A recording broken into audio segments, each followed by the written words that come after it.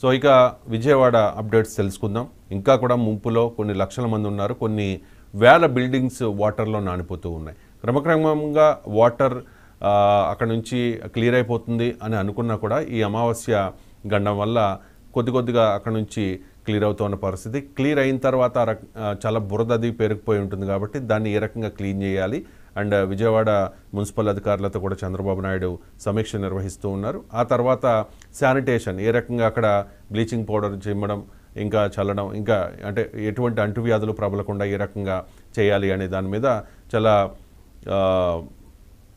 సూచనలు చేశారు వైద్య శాఖ అధికారులకు కూడా. సో నిన్న చూసాం మనం ఒక సామాజిక స్పృహతో కొన్ని వేల మందికి ఫుడ్ సప్లై చేశారు మానవతా దృక్పథంతో. పవన్ కళ్యాణ్ ఒక పిలుపునిచ్చారు, నా బర్త్డే సెలబ్రేషన్స్ అంటే ప్రజలకు కష్టాల్లో ఉన్న వారికి సేవ చేయడమే. నిజంగా విజయవాడ అంటే ఆంధ్రప్రదేశ్కి హార్ట్ లాంటి ప్రదేశం, అది రాజధాని ప్రాంతం. అటువంటి ప్రాంతంలో వచ్చిన ఇంత విలయం ఎప్పుడు కూడా రాలేదు. ఇది ఫస్ట్ టైం. ఎవరు ఊహించలేదు. ఇప్పటికీ కూడా లక్షల మంది నిరాశ్రయులయ్యారు. చాలా వేల మందికి ఫుడ్ లేదు. చాలామంది 2 రోజులుగా ఫుడ్ కూడా తినకుండా అలా బిల్డింగ్స్ మీద ఉండడంతో వాళ్ళు నీరసించిపోయిన పరిస్థితి మనం విజువల్స్లో చూస్తూ ఉన్నాం. డ్రోన్స్తో అక్కడికి ఫుడ్ సప్లై చేస్తూ ఉన్న పరిస్థితి. సో ఎవరైనా అలా బిల్డింగ్స్ మీద చిక్కుకుపోతే వాళ్ళకి ఫుడ్, వాటర్ అలాగే మెడిసిన్ ఏదైనా కావాల్సినా కూడా యుద్ధ ప్రాతిపదికన అక్కడికి పంపించే ప్రయత్నం చేస్తూ ఉన్నారు. దీనిలో జన సైనికులు ముందున్నారనే చెప్పాలి. నిన్న కొన్ని వేల మందికి వాటర్, ఫుడ్ సప్లై చేశారు. కొన్ని చోట్ల మెడిసిన్ కూడా సప్లై చేసిన పరిస్థితి. అండ్ జనసేన నాయకులు కూడా అక్కడికి వెళుతూ ఉన్నారు. ఆ వరద ప్రభావిత ప్రాంతాల్లో పర్యటిస్తూ వారికి ధైర్యం నింపే ప్రయత్నం చేస్తూ ఉన్నారు.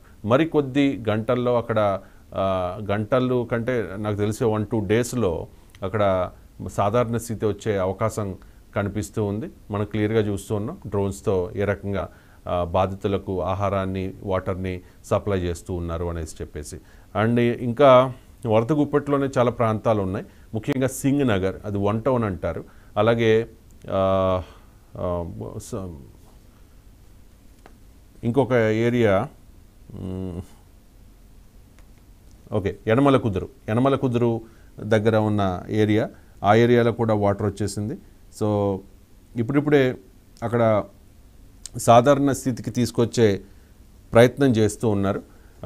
రామలింగేశ్వర్ నగర్ అది కరకట్టకు ఆనుకుని ఉండే ప్రదేశం, ఏరియా. కొన్ని వేల ఫ్యామిలీస్ అక్కడ నివాసం ఉంటూ ఉంటాయి. సో రామలింగేశ్వర్ నగర్లో కూడా ఇప్పుడు యథాతథ స్థితి నెలకొంటుంది. అక్కడ వాటర్ క్రమక్రమంగా వెళ్ళిపోతున్న పరిస్థితి కనిపిస్తోంది. సో ఈ లోపలనే అక్కడ అవసరంలో ఉన్న వాళ్ళకి వాటర్ కానీ, ఫుడ్ కానీ, మెడిసిన్ కానీ సప్లై చేసే ప్రయత్నం యుద్ధ ప్రాతిపదికన జరుగుతూ ఉన్న పరిస్థితి. రాష్ట్ర వ్యాప్తంగా 19 మంది ఈ వరదల్లో చనిపోయారు. ఈ వరదల వల్ల వారికి 5 లక్షల ఎక్స్గ్రేషియా కూడా ప్రకటించింది ప్రభుత్వం. 50 ఏళ్లలో ఎప్పుడూ కూడా ఇంతటి వర్షం విజయవాడ చరిత్రలో లేదు. అండ్ బుడమేరు కూడా ఈ రేంజ్లో పొంగింది కూడా చరిత్రలో ఎప్పుడూ లేదు. ప్రకాశం బ్యారేజీ కట్టిన తర్వాత ఎప్పుడూ లేనంత అతి భారీగా కృష్ణానది ఉగ్రరూపం చూస్తూ ఉన్నాం. ప్రకృతి ప్రకోపానికి బెజవాడ వణికిపోయింది. సోమవారం సాయంత్రం దాకా పరిస్థితి బీభత్సంగానే ఉంది. అంటే నిన్న సాయంత్రం వరకు.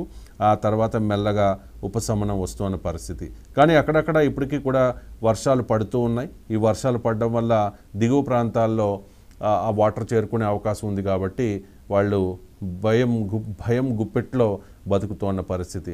నిజంగా విజయవాడ గజగజ వణికింది. ఇది విజయవాడ చరిత్రలోనే కష్టకాలంగా చెప్పుకోవాల్సి ఉంటుంది. కృష్ణానదికి 11.4 లక్షల క్యూసెక్కుల ప్రవాహం ఇప్పటి వరకు ఎప్పుడూ లేదు. అంటే 2009లో మనం చూసాం కృష్ణానదికి వరదలు వచ్చాయి. అంతకు మించి ఇప్పుడు కృష్ణమ్మ పోటెత్తుతోంది. లంక గ్రామాల్లో ప్రజెంట్ భయానక వాతావరణం నెలకొంది. ఒకవేళ వాటర్ లెవెల్ పెరిగితే, అమావాస్య కూడా ఉంది కాబట్టి వాటర్ లెవెల్ పెరిగితే ఏంటి అనే దాని మీద అధికారులు సమీక్షిస్తూ ఉన్నారు. కొన్ని చోట్ల కరకట్టలకు మరమ్మతులు కూడా చేస్తూ ఉన్నారు. ఎక్కడైతే కొంచెం కరకట్ట అంటే ఏటుగట్లు అంటారు, అవి వీక్గా ఉన్నాయో అక్కడ ఇసుక బస్తాలు వేసి అక్కడ ఎటువంటి ప్రమాదం జరగకుండా అక్కడ ప్రయత్నం అక్కడ పనిచేస్తూ ఉన్న పరిస్థితిని మనం చూస్తూ ఉన్నాం. ఆహారం, నీటి సరఫరాలో వేగం పెరిగింది. సో అధికారులు అక్కడికి వెళ్ళే ప్రయత్నం చేస్తూ ఉన్నారు. వాస్తవంగా సగం మందికి కూడా ఇప్పటివరకు ఈ ఇవన్నీ చేరడం లేదు. ఎందుకంటే చాలా లోపల ఏరియాల్లో ఉన్న వాళ్ళకి చేరడం లేదు. ఏదైనా ఫుడ్ ట్రక్ కానీ లేకపోతే వాటర్తో ఏదైనా ట్రక్ పంపించినా కూడా ఇమ్మీడియట్గా 1-2 కిలోమీటర్లు వెళ్ళేసరికి అయిపోతున్న పరిస్థితి. సో లోపలికి వెళ్ళి వాళ్ళకి ఇచ్చే ప్రయత్నం అయితే ఇప్పటివరకు జరగడం లేదు. వాళ్ళు చాలా ఇబ్బందులు పడుతూ ఉన్నారు. మీడియాకు ఫోన్ చేస్తూ ఉన్నారు, అధికారులకు ఫోన్ చేస్తూ ఉన్నారు. కానీ ఒకరా ఇద్దరా దాదాపు 1,00,000 మందికి పైగా ఇబ్బందులు పడుతున్న పరిస్థితి. సో అందరికీ ఏకకాలంలో చేయాలి అంటే ఇబ్బంది కావచ్చు. కానీ అధికారులు అయితే వారి ప్రయత్నం చేస్తూ ఉన్నారు. అధికారులతో పాటు స్వచ్ఛందంగా కొన్ని స్వచ్ఛంద సేవా సంస్థలు, అలాగే జనసేన పార్టీ తరపున కొంతమంది నాయకులు స్వచ్ఛందంగా ఆహార పొట్లాలని తయారు చేసి అక్కడికి పంపించే ప్రయత్నం చేస్తూ ఉన్నారు.